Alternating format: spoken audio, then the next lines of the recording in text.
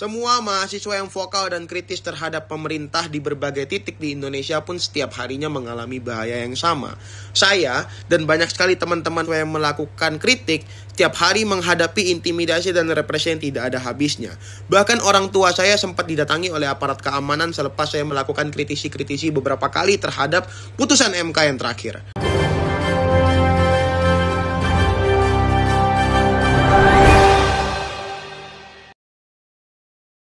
Assalamualaikum warahmatullahi wabarakatuh.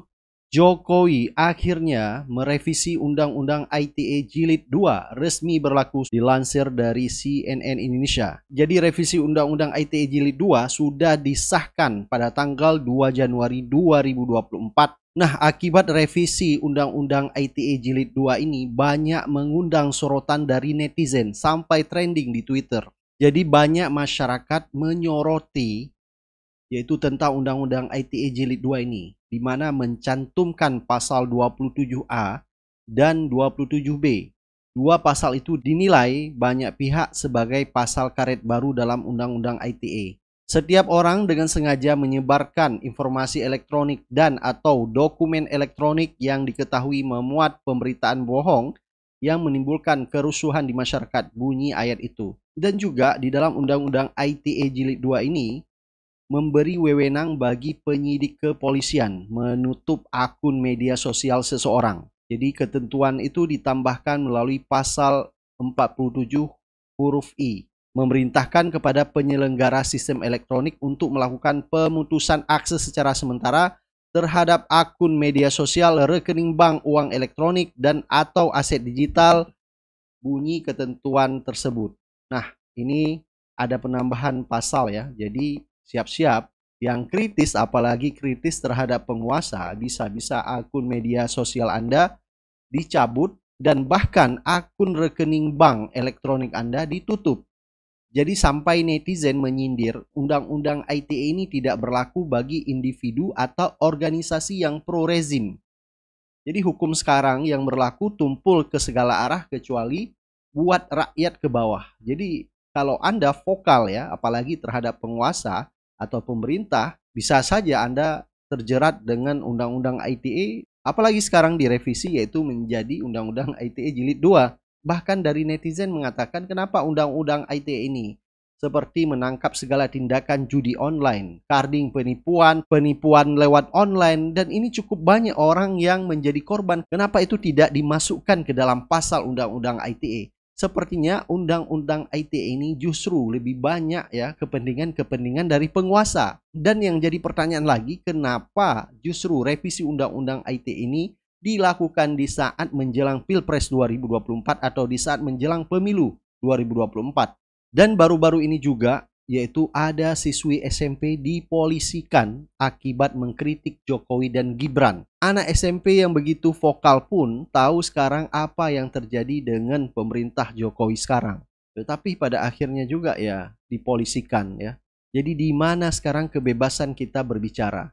Apakah Undang-Undang ITE ini tidak berlaku bagi penguasa atau hanya yang berlaku kepada yang tajam mengkritik atau menyoroti dan mengawal pemerintah? Dan yang lebih miris lagi yaitu mantan Ketua BEM UI Melki membeberkan fakta bahwa dirinya dan beberapa ketua BEM lainnya membongkar bahwa banyak teror dan ancaman yang dia dapat selama mengkritik pemerintah. Apalagi kemarin yaitu Gibran yang merupakan Ketua BEM Universitas Gadjah Mada Yogyakarta juga mengalami hal yang sama, yaitu mendapat teror dan ancaman akibat mengkritisi penguasa.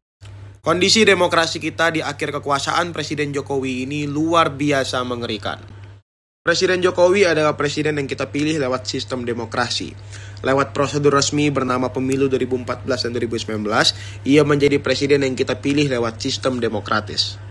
Anehnya, presiden yang kita pilih lewat sebuah sistem yang demokratis ini justru menjadi presiden yang sama yang menunjukkan hadirnya peristiwa pembunuhan demokrasi di akhir kekuasaannya. Akhir Desember lalu kita dihebohkan dengan sebuah video di TikTok yang diposting oleh Syarifah, seorang siswi SMP dari Jambi. Lewat videonya tersebut, Syarifah mengkritisi Presiden Jokowi dan juga Gibran Rakabuming Raka. Syarifah mengkritisi Presiden Jokowi terkait pencalonan putranya tersebut. Menurut Syarifah, prosedur dan juga proses menuju pencalonan tersebut tidak taat hukum dan juga konstitusi. Kita harusnya senang punya siswi SMP seperti Syarifah. Artinya masa depan demokrasi akan kita serahkan sepenuhnya pada anak-anak bangsa yang paham betul apa itu demokrasi dan siap menegakkan kebenaran dan juga keadilan. Tapi anehnya, per 31 Desember 2023, setelah mendapat banyak sekali teror dan juga intimidasi di media sosial, Syarifah malah dilaporkan ke polisi akibat videonya tersebut.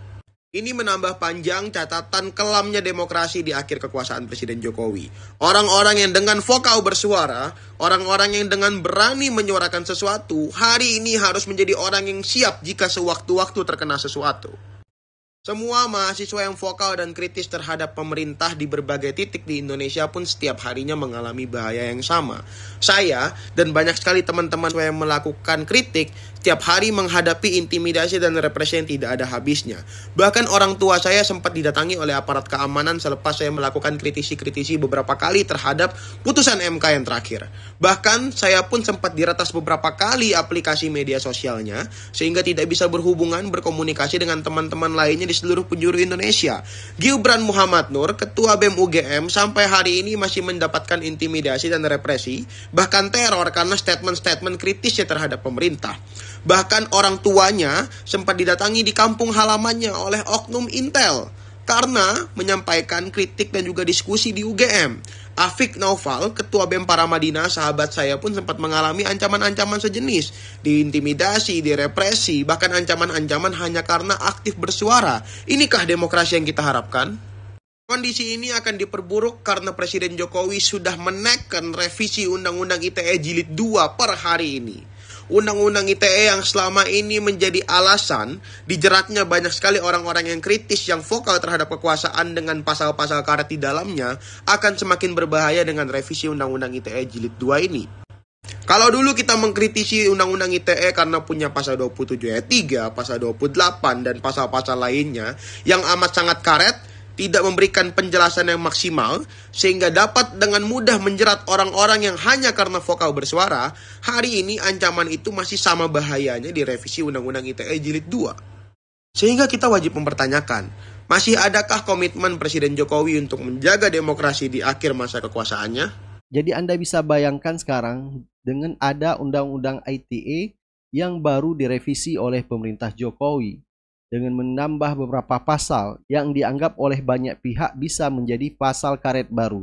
Jadi bakalan banyak ini orang-orang dibungkam ya, yang vokal selama ini untuk berbicara, bisa saja hilang dari peredaran media sosial. Dan juga di dalam program Desa Anies, ada masyarakat yang menanyakan kepada Anies Baswedan komitmennya untuk melakukan revisi Undang-Undang ITE ini. Sehingga Anies pun menjawab bahwa jika Anies terpilih di Pilpres 2024, Anies siap merevisi undang-undang. Itu yang akan diprioritaskan karena hak berbicara adalah hak demokrasi bangsa Indonesia. Saya sudah mendengar Bapak bahwa Bapak komit akan merevisi undang-undang ITE tersebut. Cuman seperti yang tadi di awal bilang bahwa Bapak ini mungkin bisa dibilang tidak pernah mayoritas di parlemennya ketika di awal pertama kali gitu. Nah, apa yang berbeda nanti? Apakah karena judulnya juga Desak Anies, apakah saya bisa mendesak Bapak bahwa UU ITE ini akan bisa direvisi dan misalnya dalam satu periode Bapak memimpin, apakah ada kontrak politik, bisa melakukan kontrak politik bahwa kalau tidak bisa merevisi, Bapak bersedia untuk tidak dipilih kembali? Oke, Mol. Kami melihat bahwa mengembalikan kebebasan berbicara itu harus segera dilakukan. Betul. Itu harus. Dan siapa sih yang sesungguhnya paling khawatir dengan kebebasan berbicara? Bukan DPR kok. Yang khawatir itu kan di eksekutif. Karena itu kebebasan untuk mengkritik itu bukan mengkritik DPR sesungguhnya yang paling dikhawatirkan. Mengkritik pada pemerintah. Jadi menurut saya yakin kalau dari sisi eksekutif itu mendorong, di Dewan itu malah gampang setujunya. Karena beban menolaknya itu kan pada eksekutif. Eksekutif ini yang paling sensitif terhadap kritik. Eksekutif lah yang paling sensitif. Nah kalau eksekutif malah kepengen ngubah, menurut saya jauh lebih mudah. Ini berbeda misalnya seperti kasus tadi. Jika kami mau menjual saham dan lain-lain, itu bisa keberatan. Kenapa bisa keberatan? Karena ada proses elektoral dan lain-lain. Kalau ini menurut saya malah tidak. Mudah-mudahan ini bisa lebih cepat. Jadi saya malah optimis bahwa ini salah satu hal yang bisa dikerjakan lebih awal. Oke.